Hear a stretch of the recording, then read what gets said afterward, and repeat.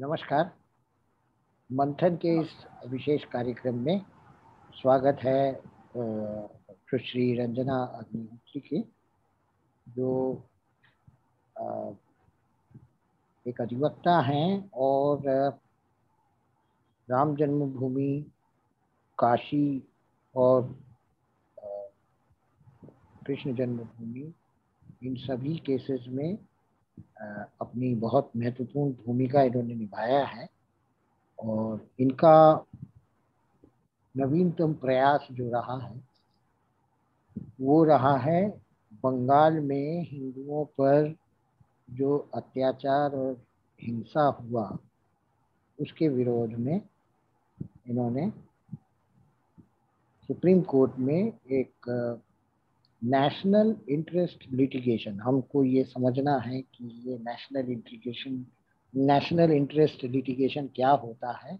मैंने पहली बार सुना और अब तक हम PIL की बात सुनते थे, मगर ये सुन के अच्छा लगा, NIL। हालांकि मैं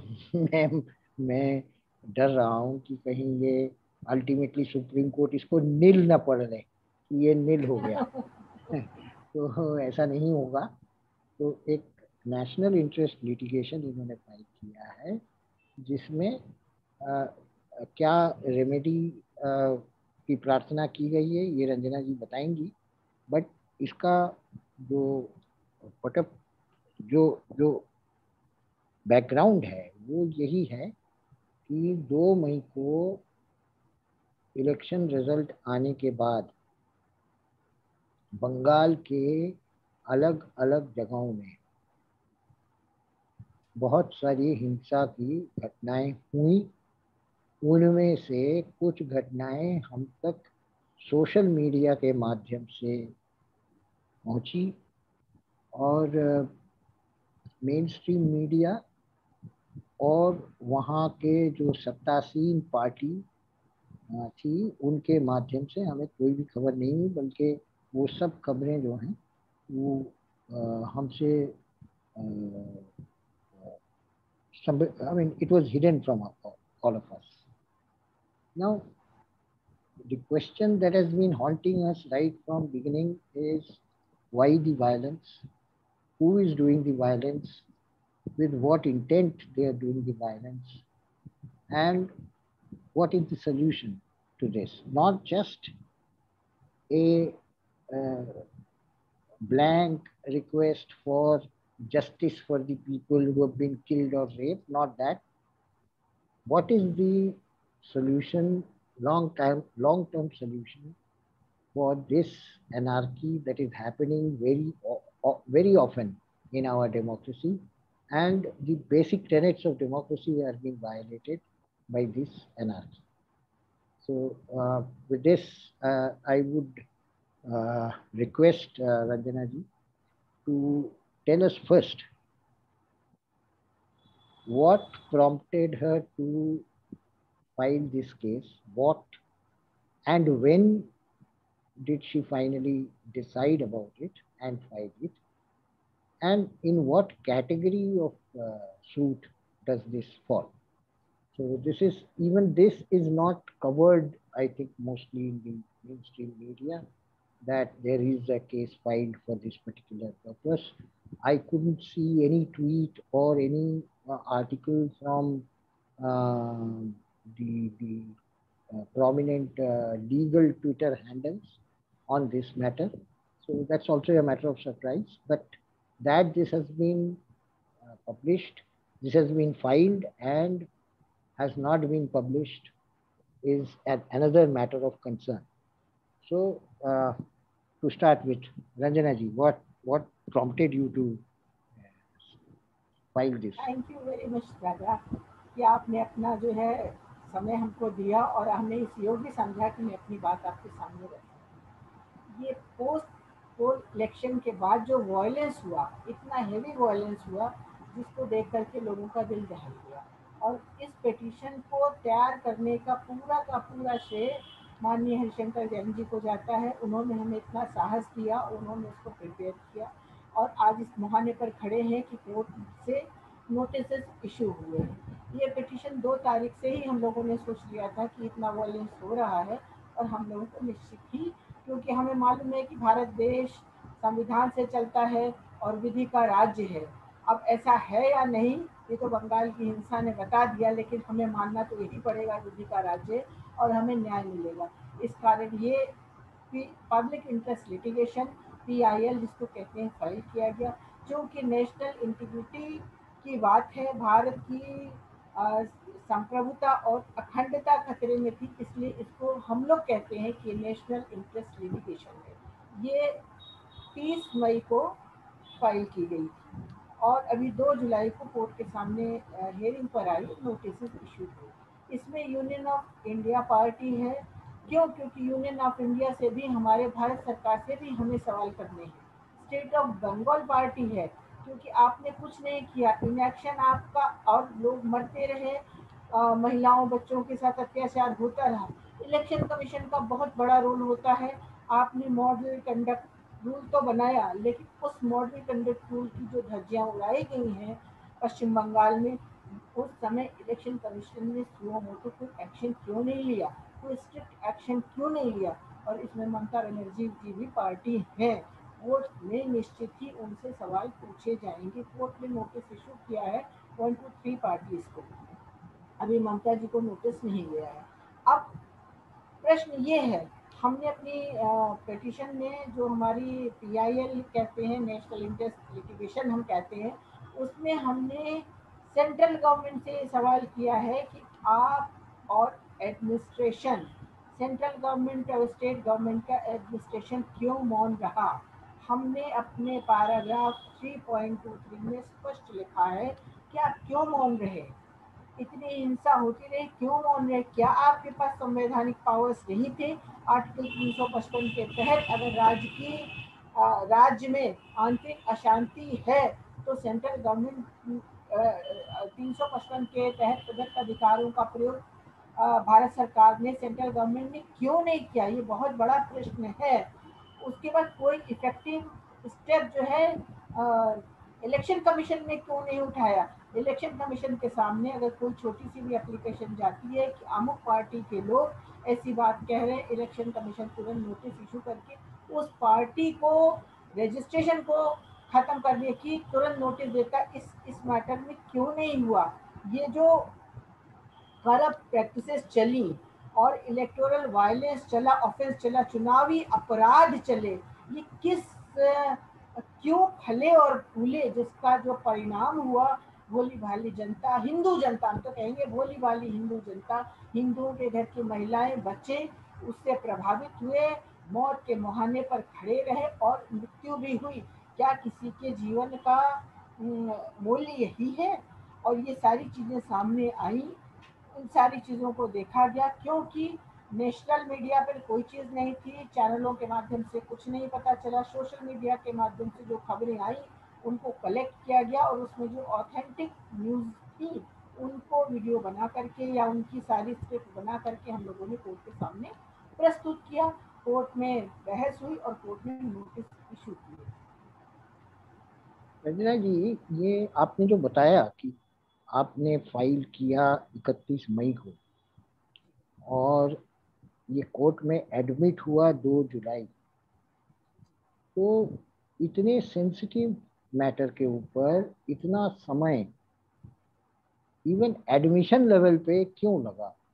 क्या कारण है कि हमारी जो न्याय व्यवस्था है वो इन सेंसिटिव मैटर्स को के लिए उतने रिस्पॉन्सिव नहीं हैं जितने वो कुछ और विषयों में होते हैं, जिसके लिए मिडनाइट में भी कोर्ट खोल दिए जाते? तो ये क्या कारण था कि इतना समय लगा? सही कह रहे हैं दादा, हम लोगों ने तो प्रयत्न किया कि इसकी सुनवाई त्वरित हो और कुछ ना कुछ अदालती आदेश हो, जिससे कि अहिंसा रुके और जो राज्य सरकार है, बंगाल सरकार है, उसके ऊपर कोई लगाम लगाई जा सके। क्योंकि ममता बनर्जी के कई स्टेटमेंट्स हैं कि इलेक्शन कमीशन दसियों नोटिस इशू करे, मैं तो वही करूंगी, इलेक्शन कमीशन मेरा कुछ नहीं कर सकता। और कुछ उनके वीडियोस ऐसे भी सुने हैं कि जो हिंसा को भड़काने वाले हैं। अब ये क्यों नहीं हुआ, हम लोगों ने अपना पूरा भरसक प्रयत्न किया है। अब ये व्यवस्था, हमारी व्यवस्था में हमें देरी जरूर हुई, लेकिन नोटिस इशू हुई, हमको इस बात का ही इसी बात की प्रसन्नता है कि चलिए नोटिस तो इशू हो गई, हमारा प्रयत्न कहीं ना कहीं सफल हुआ। हाँ, हम ये जानते हैं कि हिंदुओं का कॉज लेकर हम कभी भी खड़े हुए हैं, तो हमें बैकफुट पे हम ज़्यादातर जाना पड़ा है, और बड़ी मुश्किल और मशक्क़त करने के बाद हमें न्याय भी मिला। अभी बीच में मेवात में धर्मांतरण जो चल रहा था, वो पिटीशन को हमने फाइल किया था, पिछली साल 2020 में फाइल हुई थी, सितंबर 2020 में, और अभी जुलाई में लगी, और कोर्ट ने उसको अप्रिशिएट नहीं किया हमारी पिटीशन, खाली ये कहते हुए खारिज कर दी कि ये अनावश्यक पिटीशन। अब धर्मांतरण का मुद्दा चल रहा है, कानून बन रहे हैं, और अगर हम जबरिया धर्मांतरण या लड़कियों के साथ उठा के ले जा करके उनके मतांतरण की बात पर हम अदालत के सामने जा रहे हैं, तो हमें परिणाम नहीं मिल रहा है, लेकिन फिर भी हम अपना कर्तव्य कर रहे हैं, हम अपनी ड्यूटी करते जा रहे हैं। परिणाम जो भी हो उसको हम स्वीकार करते हैं। हम अपनी बात कहते हैं तो कम से कम सारे भारत में बात तो जाती है कि हम अपनी बात कह रहे हैं, उसका परिणाम क्या हुआ वो तो जनता परिणाम बताती है, जनता आशीष करती है कि हम सही थे या हम गलत। तो अभी ठीक है, कोर्ट के पास अपने कुछ ही कारण रहे होंगे कि उन्होंने उसको 1 महीने तक एडमिट नहीं हो पाया। अब कितने दिनों का नोटिस उन्होंने दिया है, कितने दिनों के अंदर इन सरकारों को जवाब देना होगा?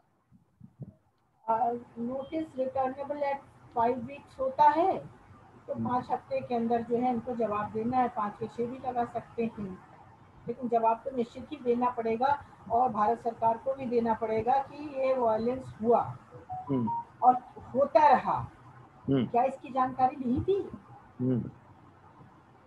क्या क्या खुफिया जानकारी? तंत्र, क्या खुफिया तंत्र फेल था कि दो हम्म, तारीख को चुनावी परिणाम आने वाले हैं? उसके पहले ममता बनर्जी अपनी रैलियों में कह चुकी थी, हम्म, ममता बनर्जी के पार्टी के नेता कह चुके थे कि 10 पाकिस्तान बनेंगे, 8 हम्म, पाकिस्तान, जिस दिन हम 70% हो जाएंगे उस दिन 8 पाकिस्तान बनेंगे। क्या हम्म, इंटेलिजेंस इनएक्टिव थी?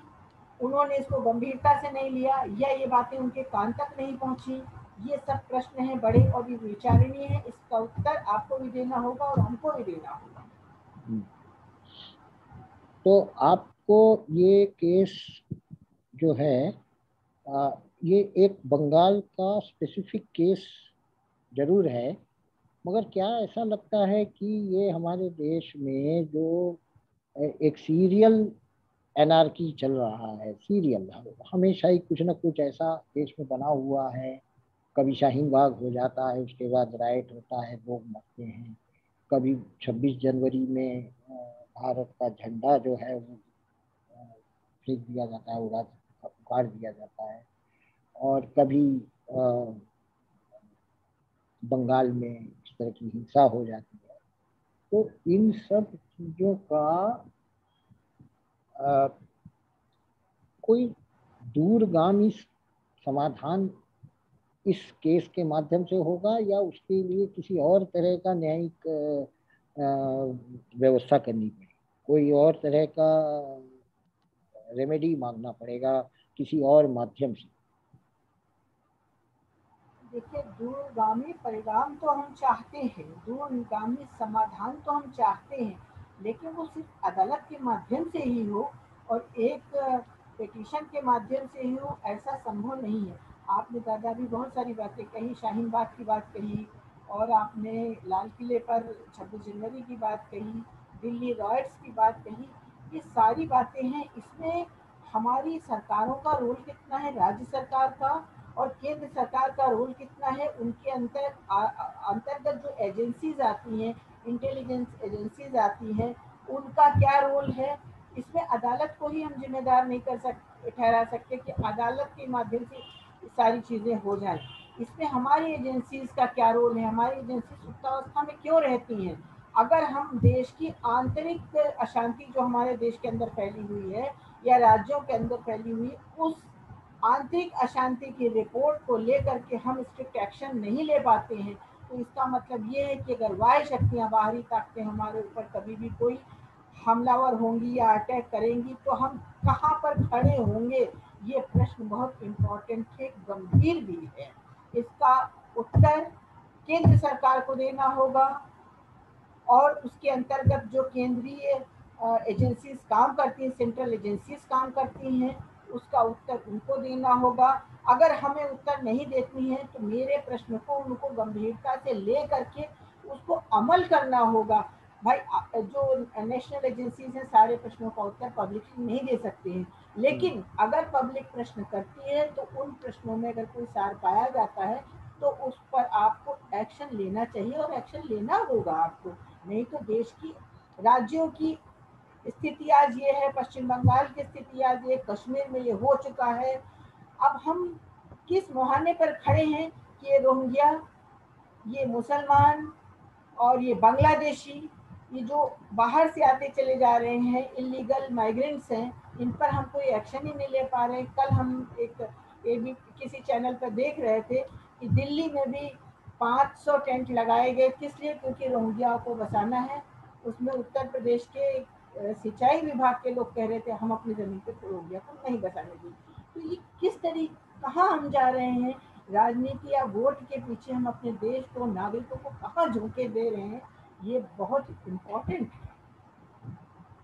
सर, किस समय सीमा में आप देखते हैं कि ये जो आपने NIL फाइल किया है, किस समय सीमा में इसका कोई परिणाम देखने को मिलेगा देश को? परिणाम निश्चित ही मिलेगा, लेकिन समय सीमा तो समय ही बताएगा। ठीक है, समझ रहा हूँ। अच्छा, आप अभी हमारे श्रोताओं को, दर्शकों को सिर्फ इतना बताएं कि आपके NIL में प्रेयर क्या है? What is the remedy that you have solve?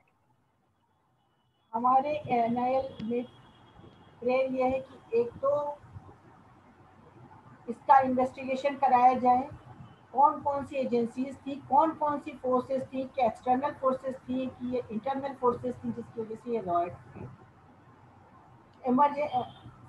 Article 355 के तहत अगर राज्य में आंतरिक अशांति होती है तो सेंट्रल गवर्नमेंट के पास एक पावर है, स्ट्रिक्ट एक्शन ले। आपने क्यों नहीं लिया? और 356 में इमरजेंसी राष्ट्रपति शासन लगाने की बात है। भाई अगर प्रदेश सरकार फेल हो रही है और हिंदुओं की जान और माल की रक्षा नहीं कर पा रही है तो राष्ट्रपति शासन लगाया जाए। कम से कम जीवित तो बचे, प्राण और माल तो बचे। हमारी ये प्रेयर्स हैं। और जो लोग मर गए हैं, जिन लोगों के साथ हादसे हुए हैं, उनको कम से कम उनके परिवार को सुरक्षा दी जाए, उनको कॉम्पेंसेशन दिया जाए। जो लोग चले गए हैं वो तो वापस नहीं आ सकते, लेकिन जो बचे हुए हैं उनके जीवन यापन को कुछ तो सुरक्षा प्रदान की जाए कि कैसे उनके बच्चे पलेंगे, कैसे उनके पढ़ेंगे, कैसे उनका परिवार चलेगा। ये सारी प्रेयर्स हैं हमारे।